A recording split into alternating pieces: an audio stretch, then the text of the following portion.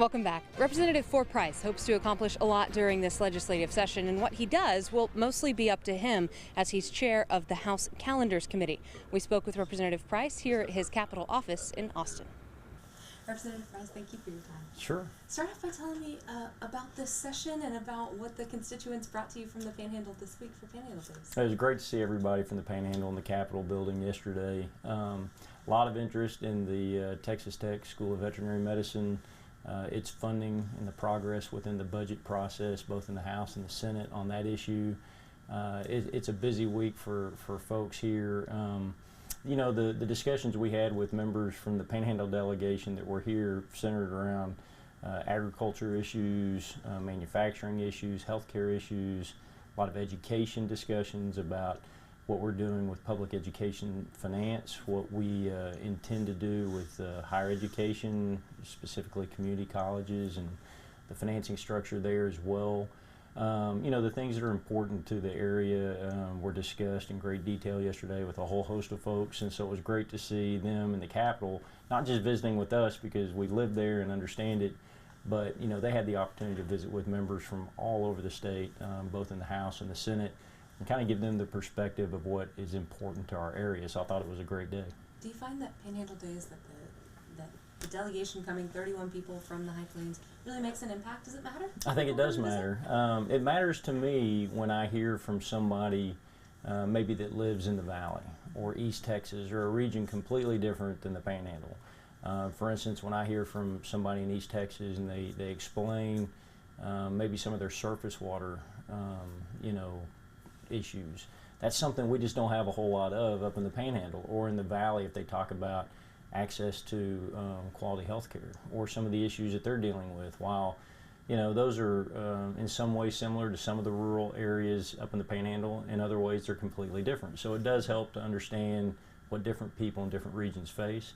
And when you hear it from the folks that live there rather than just their House member or their senator, sometimes it has a little more credibility or persuasive qualities to that, and I enjoy it. And I think that's why we're here. We're not just here to represent, you know, just one small area. We're here to do not only that, but represent the interest of the entire state. So I'm you know, a fan of those meetings, and I think it does make a big difference.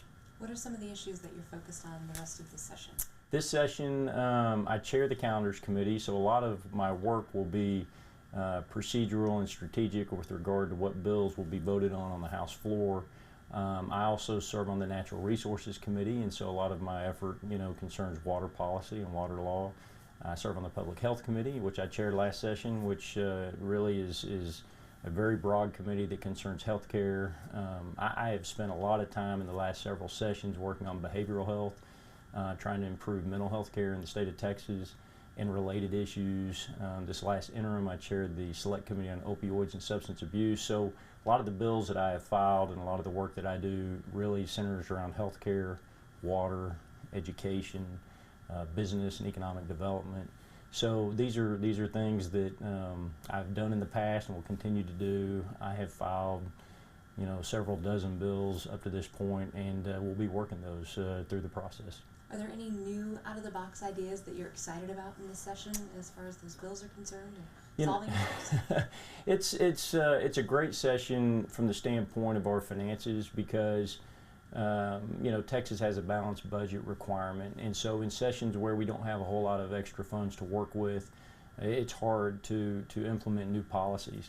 But where you do have a little more flexibility from a revenue standpoint, then you can propose ideas that have the opportunity to be funded with an appropriation. And so I want to strengthen telemedicine. You know, I passed a couple of bills previously that really, I think, impacted the use of telemedicine throughout the state. But I've got a couple more that I'd like to see pass. So I think that's a big, you know, opportunity for us. I'd like to see broadband expanded in rural Texas. Those two go hand in hand. They definitely go hand in hand. It's great to pass rural, you know, related telemedicine bills, but if they don't have the access to technology or broadband to use it, then it's not as, you know, helpful. So, you know, those are a couple of areas that I think we can see some real progress made and have the opportunity to do it. Much more from that interview, including Representative Price's thoughts on the late Judge Mary Lou Robinson, who was one of his first bosses as he got into the legal profession, on our website, that of course, myhighplains.com. Representative Ken King is serving his third term in the House of Representatives.